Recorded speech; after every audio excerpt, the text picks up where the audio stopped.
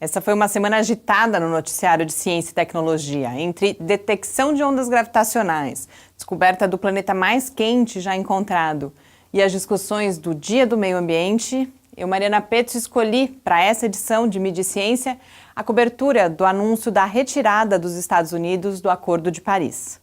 Mas não foi uma escolha fácil.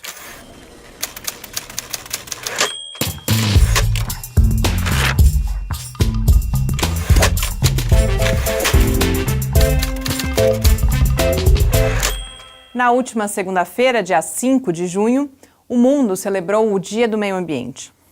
Infelizmente, sem razão para comemorar. Dias antes, Donald Trump anunciou a saída dos Estados Unidos do Acordo de Paris sobre o clima.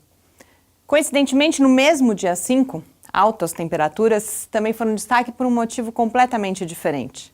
Naquela segunda-feira, um grupo de astrônomos também anunciou a descoberta do planeta mais quente já encontrado. Com tanta coisa acontecendo, não foi fácil acompanhar o noticiário. E foi mais difícil ainda escolher o foco dessa edição da coluna. Além do que eu já falei, a gente também teve artigos sobre uma nova detecção de ondas gravitacionais e sobre a descoberta de fósseis de Homo sapiens no Marrocos. Enfim, uma semana agitada. Mas mesmo se a gente considerasse só o último absurdo do governo Trump, a nossa tarefa seria bem difícil, já que o assunto foi destaque em todos os meios de comunicação e durante vários dias. Por isso eu fiz uma espécie de estudo de caso da Folha de São Paulo, porque a cobertura do jornal sobre a retirada dos Estados Unidos me chamou a atenção por vários motivos. No dia seguinte ao anúncio do Trump, o assunto foi destaque na capa da edição impressa da Folha, com uma foto que ocupava 1/3 da página. Essa imagem, junto com outras fotos usadas nos dias seguintes, é um primeiro aspecto para a gente prestar atenção. A escolha dessa imagem certamente não aconteceu por acaso. Nessa e em outras imagens, a história que a Folha conta é a história de um presidente solitário, patético, que vira as costas para as evidências científicas e, mais do que isso, para a opinião pública mundial e para o próprio planeta, levando com ele para as sombras o seu país, que assim vai deixando a posição de grande líder mundial.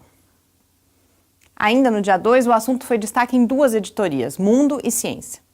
Nos dias seguintes, a Folha continuou falando sobre esse assunto, em um editorial no sábado e depois de volta nos limites da editoria de ciência.